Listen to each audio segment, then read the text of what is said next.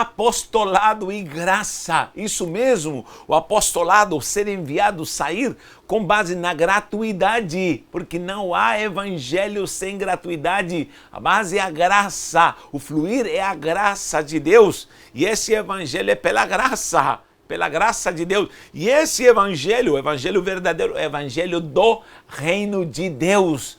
E nós vimos aqui na aula passada uma sequência, por isso deixei anotado: o reino, oriundo pela justiça, buscar primeiramente o reino de Deus e a sua justiça, e também a justiça é a fé, é o crer, com o coração se crê para a justiça. Só que essa fé é oriunda da palavra, não existe outra fé genuína e verdadeira a não ser a fé que vem por ouvir a palavra de Deus. Vimos a sequência de Romanos 10:14, aqui corrigido, Romanos 10:14.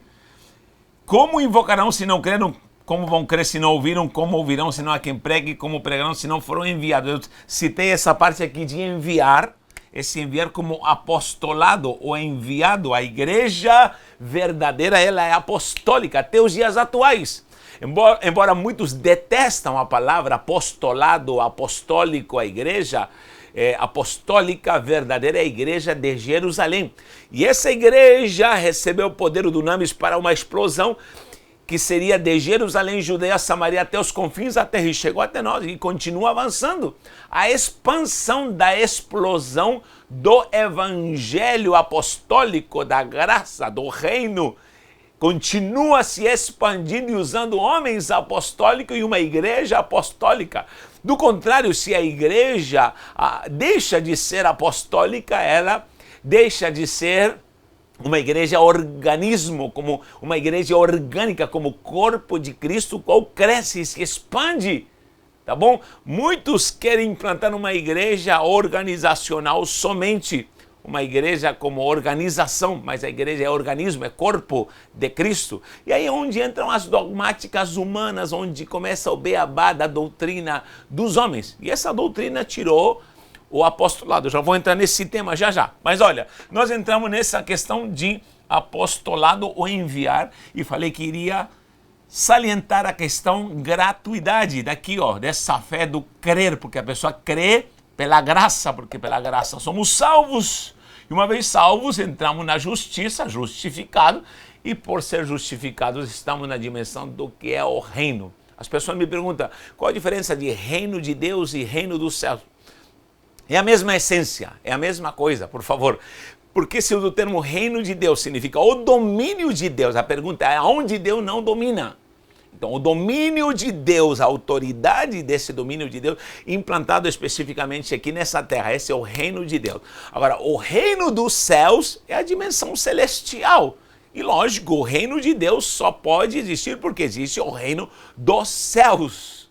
Já fiz uma analítica e um estudo e perguntei onde ficam os céus, e muita gente não sabia responder. Na verdade, os céus estão em Deus. Deus é espírito, Deus tem tudo nele, e nós sabemos que ele é o Deus que está acima de tudo. Deus não está no céu, na verdade, os céus estão em Deus, porque se Deus está nos céus, nessa linguagem antropomórfica, antropopática, nós diríamos que os céus é maior do que Deus, e o céu não é maior do que o nosso Deus. O nosso Deus é tudo, ele abrange tudo. Agora, queridos, é algo que nós não podemos explicar. Então, o reino de Deus é esse domínio.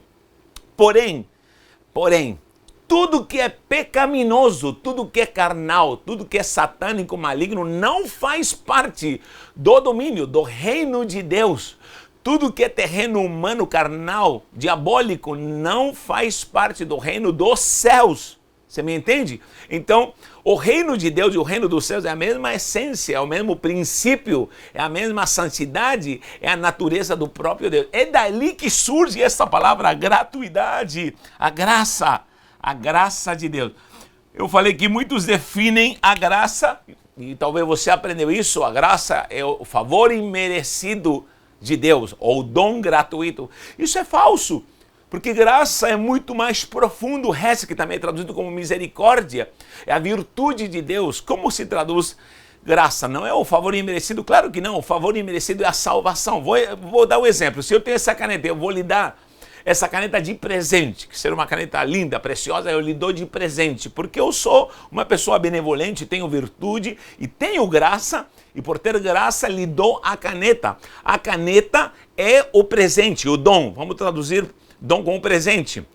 É o presente imerecido, ou o dom imerecido. É o favor imerecido. Esta caneta representa a salvação. Deus, por ser graça, Deus, por ter graça e a sua natureza ser a graça, ele dá um presente e entrega esse presente. Logicamente, esse presente foi dado por Yeshua HaMashiach. Jesus Cristo é o que trouxe. Ele deu ao mundo o seu Filho unigênito para que todo aquele que nele crê não pereça, mas tenha vida eterna. Então, o dom gratuito, o presente gratuito é a caneta. Então, aí no caso é o dom, é a salvação. Estou dando o exemplo da caneta somente, para que você me entenda. Só que algo promoveu dar esse dom gratuito. Muita gente diz, nós fomos salvos de graça. Não, nós fomos salvos pela graça. Efésios claramente diz isso. Pela graça, não de graça, porque alguém pagou um preço. E Cristo pagou um preço na cruz do Calvário e morreu por isso. Só que o dom era esse presente. Eu vou te dar esse presente, mas eu paguei por esse presente. Eu paguei por essa caneta. Só que eu vou te dar pela graça, pela minha graça que está. Lógico, você vai receber esse presente sem pagar nada. Então, essa é gratuidade. Definindo, se você não entendeu. O dom imerecido, o favor imerecido é a salvação, é o presente que recebemos. Mas isso surge por algo da graça. O que é graça, então? É a natureza de Deus, é a essência de Deus. Cariz é graça. Aí surge a palavra carisma, é a espontaneidade de uma natureza se manifestando. Quando você vê uma pessoa carismática, o que é uma pessoa carismática? Você vê a espontaneidade de uma pessoa expondo a sua essência. Ela se expõe facilmente, se ela é bondosa, se ela é amistosa, ela vai se expor, vai demonstrar o que há dentro dela como natureza, no seu conteúdo, na sua forma de ser. Isso é gratuidade de Deus. Deus é a graça. O próprio Jesus é a própria encarnação da graça aqui na terra. E nós precisamos entender que muita gente quer só o dom gratuito de Deus.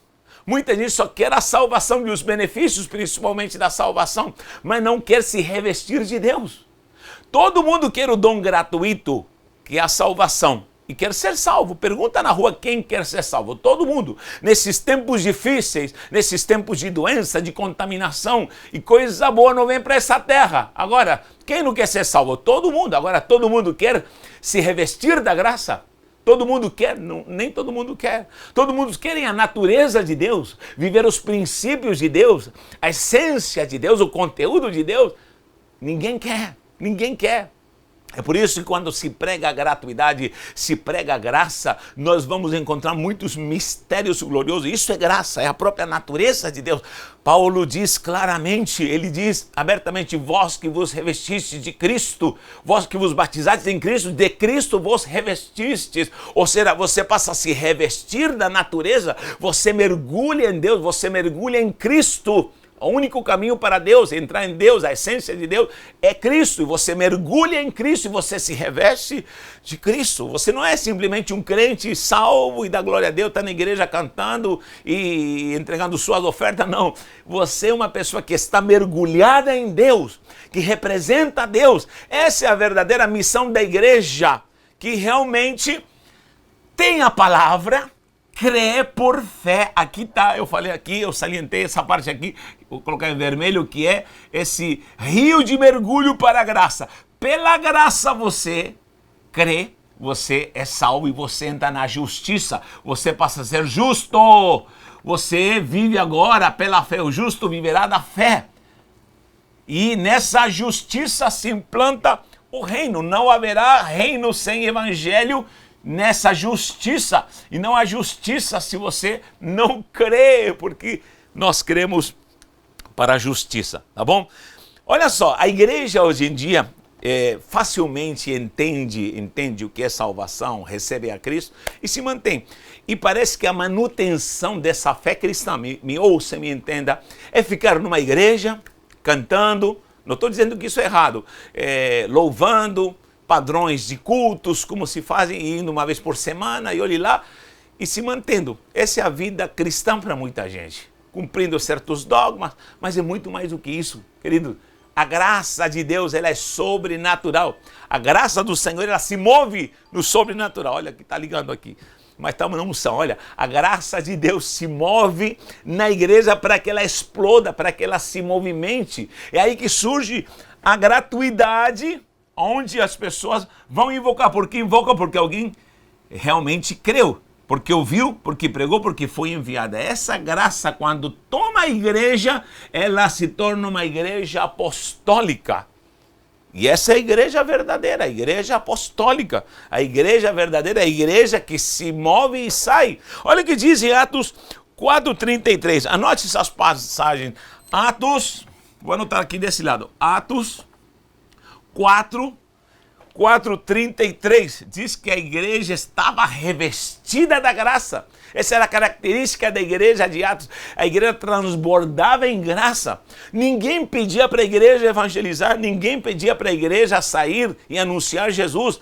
Queriam prendê-los, os prenderam, os açoitavam, e a igreja mesmo assim saía. Por quê? Porque a igreja era apostólica. Apostolado é sair. Quando a igreja se satura da graça, da natureza de Deus, ela vai transmitir a graça, ela vai apresentar a salvação, que é o dom gratuito de Deus. E as pessoas vão se converter, e todos os dias o Senhor acrescentava os que iriam ser salvos. Agora, o perfil de igreja moderna é uma igreja acomodada. Uma igreja totalmente acomodada.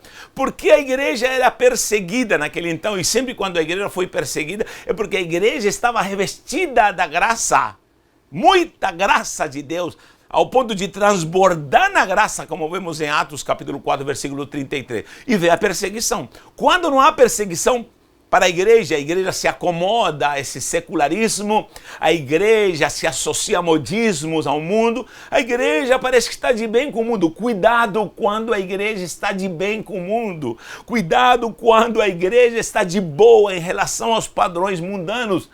Mas quando a igreja é perseguida, é porque a igreja está fazendo a vontade do Senhor, é porque a igreja está pregando a graça, é porque a igreja está movida para pregar a glória da palavra verdadeira, pregando a fé verdadeira, pregando a justiça verdadeira e implantando de fato o reino. Esse evangelho é do reino. Então, hoje vemos uma igreja muito abarrotada, muito estudada, muito conhecedora, muito racional, uma igreja abastada em dinheiro, uma igreja que tem tecnologia, tem tudo que é tecnologia, mas uma igreja fraquíssima na graça. Veja, no seu meio onde você congrega, quem são os que de fato saem para evangelizar? Quais são os que de fato estão ganhando vidas? Hoje nós vemos pastores, famosos pastores e mestres, brigando em debates. Oh, que absurdo, dá até nojo, desculpe a palavra. Brigando em debates e argumentos, são peritos em teologia, em angelologia, em amartiologia, e condenam os outros e apresentam seus argumentos, e são bons em apologética, e a apologia deles é fundamental para passar o trator nos outros. Mas pergunta para esses, quantas vezes eles saem para a rua para evangelizar? Porque é uma comissão. Olha, eu como um servo de Deus, não poderia estar ensinando você se pelo menos não saio na semana para visitar lá. Você sabia que a comissão de Jesus, da igreja apostólica, tomada na graça, vão para as casas. Ide às casas, vão de casa em casa. As testemunhas de Jeová dão 10-0, é muito crente aí. Porque saem para as casas. É lógico que tudo que se torna metodológico e dogmático vira religião. Agora, sair porque algo me impulsiona. Quantas almas tem alcançado o evangelho através da minha pregação? Quantas são as vezes que eu saí fora da redoma, das 4 paredes da famosa igreja local, e as almas se perdendo e estão debatendo, estão em debates. Há quanto tempo você, mestre, pastor, apóstolo, você pessoalmente não entra numa casa para pregar o verdadeiro e genuíno evangelho e derramar lágrimas com pessoas que desejam ser salvas? No meio desse caos, então tudo parece escondido nas cavernas, E falta autoridade para explodir nessa explosão de graça e sair numa fé apostólica santa para ganhar vidas. Isso é verdadeira graça. Então a igreja de Atos era uma igreja revestida, ninguém empurrava a igreja para sair. Me perguntam, pastor, mas qual a metodologia, qual é o processo certo, qual é o mover certo para poder processar esse crescimento da igreja? Queridos, em primeiro lugar, você pode implantar o que você quiser, contar que a igreja será revestida na graça. O que é bom? O que é o melhor para evangelizar? Deus vai te guiar. Agora, não adianta implantar metodologia, não adianta implantar regimes ditatoriais, regras, A, B, C, D, se a igreja está fraca na graça, porque você vai matar o povo, vai aborrecer o povo e você vai se aborrecer. E já vivemos isso. Agora, se a igreja está revestida da graça, o que está faltando hoje? Seminários que preguem e ensinem o que é graça, para que se tome tempo com a gratuidade. A igreja precisa crescer na graça. Jesus diz a palavra, em Lucas, claramente, que o menino crescia na graça e no conhecimento. Jesus, que era Jesus, precisou crescer na graça. Agora, me diga uma coisa, eu, Natanael, o que será de mim como igreja se eu não cresço na graça? Repito, a graça é a essência, a natureza, é o carisma do próprio Deus em mim, a espontaneidade de Deus em mim, como um representante dele aqui na terra. Deus que me dê graça. Eu sei que é difícil falar isso aqui, gente, mas vem tempos difíceis, vem tempos de luta, vem o inferno para a terra, modo de falar, vem fogo, vem coisas malignas. Há uma sistêmica mundial que já está dominando. Esquece que vem dias melhores, não. Daqui para frente só ruína. Só que a igreja do Senhor, revestida na graça, ela vai passar, vai vencer, vai ser poupada, e essa é a igreja que vai morar no céu. A igreja revestida da graça. Porque tem muita gente que toca, que prega, que faz, que tem toda a ação processual, dinâmica de um cristão de igreja, mas está fraco na graça. É a graça que vai te levar, a graça de Deus, o mergulhar na natureza de Deus que vai te levar para a glória. Jesus vem nos buscar. Você crê nisso? Agora quero ver como está meu nível de graça para subir com Ele, para estar com Ele, para me encontrar com Ele. Eu preciso entender isso. Então agora eu não quero debater doutrina, não quero debater apologia, não. Eu quero saber o que nível de graça nós estamos. O quanto essa igreja é apostólica realmente para sair. Agora, refutam o apostolado. Por quê? Porque de fato há maus exemplos de apóstolos de status, que nunca talvez fizeram uma obra apostólica verdadeira, só querem estar na redoma e serem criados como reis e artistas, na verdade, e querem os benefícios somente. De fato, vem muitos benefícios por fazer a obra do Senhor. Mas apóstolos verdadeiros talvez serão poucos, mas a unção apostólica está na igreja. Agora, quem crê que não existe mais apostolado, aí eu pergunto, como pode ser tirada uma unção, que essa é a unção que move a igreja? A igreja apostólica se move com essa unção apostólica. O próprio Paulo, em Efésios, capítulo 4, disse uns para apóstolos, profetas, evangelistas, pastores e mestres. Apóstolos, profetas, evangelistas, pastores e mestres. E essa unção apostólica move a igreja. O que será se essa unção foi tirada? Agora, se você crê que apóstolo é um cargo, você vai acreditar que somente os 12 lá de Jesus foram apóstolos. Agora, me responda, você que diz que somente os 12, o carguinho dos 12 apóstolos somente foram os que de fato foram chamados para ser apóstolos. Agora, me diga uma coisa, por quê? Por quê? Isso eu anotei. Em Romanos 16, 7. Vou colocar aqui apostolado, depois continua aqui na graça. Romanos 16. Lá no último capítulo, Paulo está falando de vários nomes. Nomes da igreja de Roma. E a maioria deles são nomes em latim, porque Roma falava em latim. Agora, no versículo 7, ele nomeia 2 personagens. Alguns dizem que talvez o segundo Júnias seria mulher. Mas se acredita que será Juniano, Andrônico, um nome, Andrônico e Júnia. Em outras versões está Júnias. Muitos creem que poderia ser um casal, como Priscila e Áquila. Não sabemos, mas esse Júnia podia ser Júnias ou Juniano. Só que Paulo diz claramente, eles, em português, eu gosto da versão original e também em espanhol. Em espanhol é mais original. Diz Andrônico e Júnior, os quais são ilustres entre os apóstolos. Eram apóstolos que se destacavam para ser ilustres entre os apóstolos. Só que, ou que se destacam, em espanhol diz insignes apóstoles. Andrônico e Júnias, insignes apóstoles. O que significa? Andrônico e Júnior são insignes. Algo insigne é algo que se destaca, ilustre. Isso é como está escrito em espanhol, apóstolos. Agora me diga, Andrônico é um nome judeu? Claro que não, é um nome latim. Juniano ou Júnias é um nome latim. Agora, como dois homens com nome em latim, que moravam em Roma, porque a saudação é para a Epístola de Roma, é o último capítulo, e há um monte de nomes esquisitos ali no capítulo 16, que Paulo saúda, e ele diz, esses dois que se destacam como apóstolos. Agora, quem os nomeou apóstolos? Quem os ungiu, se somente haviam 12? Mais um exemplo, você vai encontrar em Atos, olha aqui, Atos 13, 2.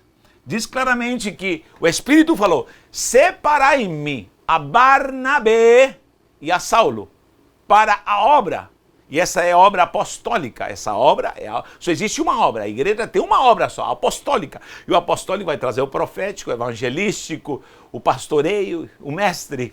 Agora, Atos 13, 2 diz, separai-me a Barnabé e Saulo. Muito bem. Só que em Atos 14, 14, olha só, 14.14, diz, e os apóstolos Barnabé e Paulo. Barnabé. Ou seja, em Atos 13, 2, o Espírito está separando ao apostolado ao ponto de, no capítulo 14, versículo 14, 14.14, Lucas diz, os apóstolos. Barnabé então foi separado ao apostolado segundo Atos 13, 2. Quem ungiu? O Espírito Santo. Mas não eram somente 12? E continuamos. O próprio Paulo em Gálatas 1. Gálatas 1, 19, se não me engano. É isso mesmo. Gálatas 1, 19 diz Paulo que foi para Jerusalém. Você sabe que no capítulo 15 de Atos nós temos o primeiro concílio de Jerusalém. E quem estava na frente desse concílio? Surpresa! Jacó, que era irmão de Jesus. Jacó, ou traduzido para a nossa língua, Tiago, é a mesma raiz, é a mesma palavra. Jacó ou Tiago, é a mesma raiz. Tiago estava na frente em Atos 15, vou colocar aqui, Atos 15, você lê lá o primeiro concílio. E irmão de Jesus, carnal, não era filho de Zebedeu nem filho de Alfeu. Quem colocou ele como apóstolo na frente da igreja? E o próprio Paulo em Gálatas 1,19 diz, eu fui em Jerusalém, leia lá, Gálatas 1,19, eu fui para Jerusalém e não encontrei nenhum dos apóstolos, só encontrei um apóstolo, qual? Tiago, irmão do Senhor. A não ser, ou seja, não encontrei nenhum dos apóstolos, porém encontrei um apóstolo, o irmão de Jesus, o Tiago. Agora, quem ungiu a Tiago se ele não era dos 12? Queridos, sabe qual é o problema? Que muita gente pensa que apostolado é status, apostolado é cargo. Apostolado é uma unção ministerial. E a igreja, se ela é tirada da unção do apostolado, ela vai perder a graça. Porque a graça saturada por fé na justiça do reino é que move a igreja para evangelizar. E por isso, repito, temos hoje uma igreja 3S salva, sentada e satisfeita numa redoma cantando glória, glória, aleluia, mas não quer saber de promover o evangelho. Onde estão os missionários que saíram? Estou falando do meu avô que foi um missionário, meu pai que foi um missionário, gerou 16 filhos na missão. Eu sou um deles pela misericórdia, criado na obra apostólica, na obra de sair. Lógico, tudo na direção do Espírito Santo de Deus. Onde estão os homens santos comissionados nos dias de hoje? Hoje todo mundo quer o status do ministério. Todo mundo quer a boa posição, quer um trono na igreja, um trono para governar e ser o maioral da igreja e ter benefícios com isso, mas não quer sair, não quer promover. E os crentes pensam, repito, que batem cartão na igreja local, pensam que estão salvos. E olha, os que nem estão indo mais agora, quem está cheio da graça?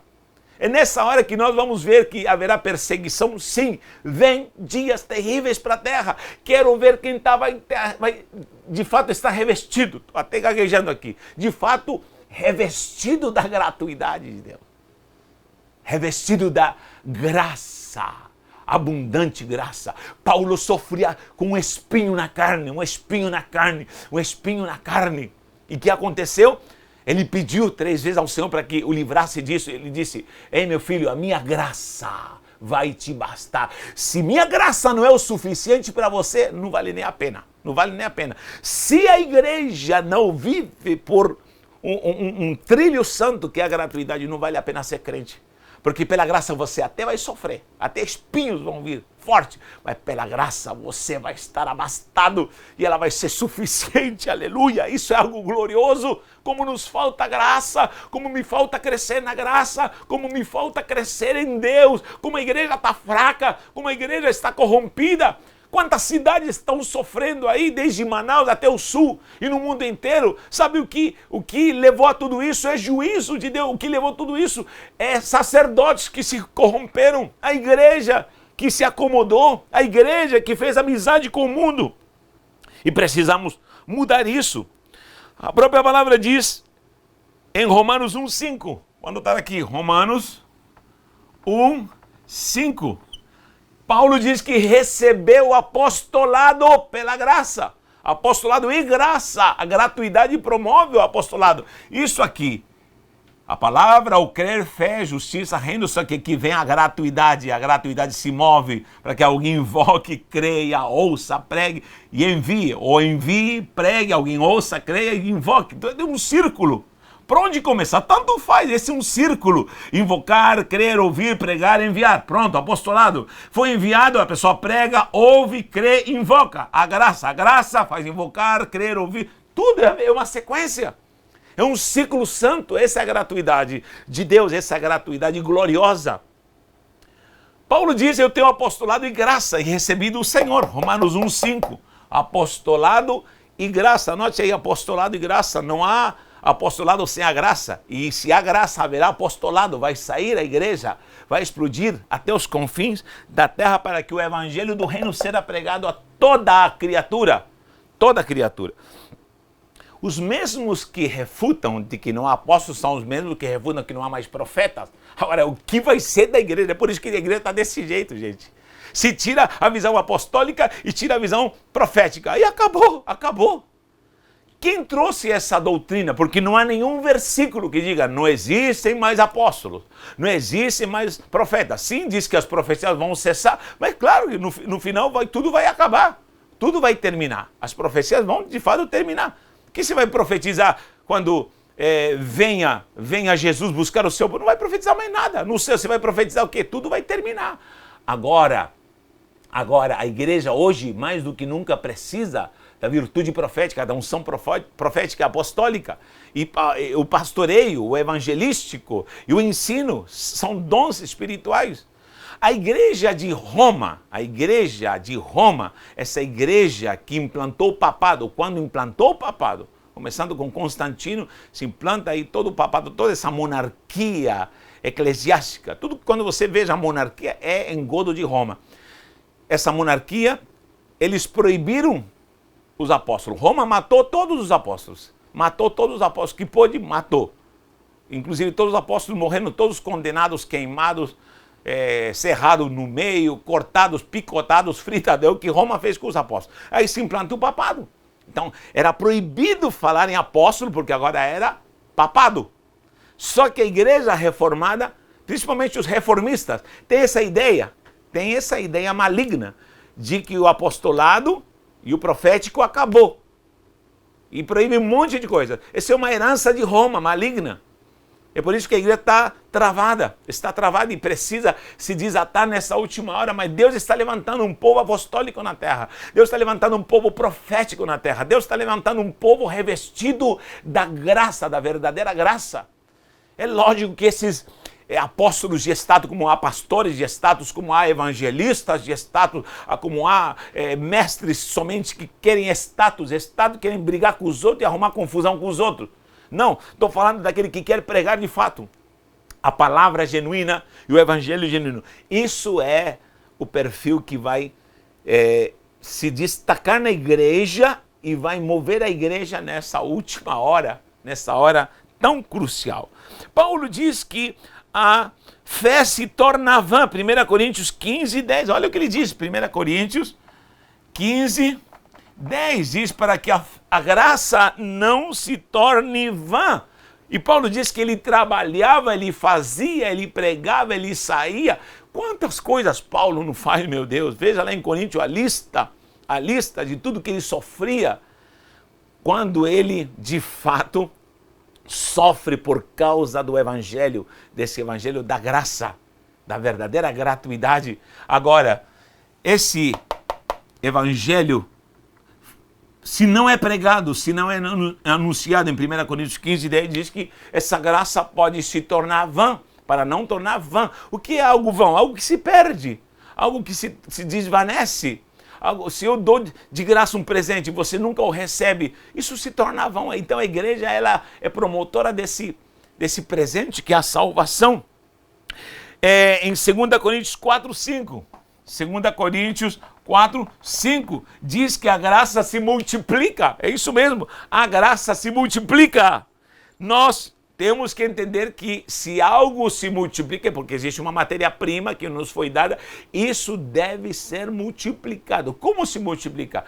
Pois é, a graça só se multiplica quando a igreja se movimenta com seu perfil genuíno de igreja, que é pregando a palavra, pregando o evangelho, pela fé, justiça e o reino. Aí se multiplica a gratuidade e essa graça deve ser multiplicada. Paulo fala sobre isso, confira isso, por favor, em Efésios 2, 7. Efésios 2, 7 diz e fala sobre as abundantes riquezas da sua graça. Existem riquezas da graça? Existe algo a garimpar, a buscar na gratuidade? Pois é, já falei que a gratuidade é a própria essência do Deus, é a natureza de Deus e nós precisamos ser salvos e buscar essa graça. Efésios 2:8 para terminar. Efésios 2:8 que diz: pela graça sois salvos. Ou seja, a salvação só vai trabalhar por um fator chamado graça. E sem graça nós nada somos. Então, quando falo de graça, falo de apostolado para sair, para que a igreja se mova. E quando há um apostolado santo, é porque a igreja está revestida, saturada, está saindo graça pelos olhos, pela boca, pelas mãos. A igreja sozinha se move e cresce e avança na terra. Que o Senhor nos guarde nessa hora e guarde a igreja apostólica, a igreja santa, a igreja revestida da graça que vai implantar a glória desse reino sobrenatural. Deus te abençoe. Eu vou continuar falando sobre esse assunto. Me acompanhe e me aguarde em nome de Jesus.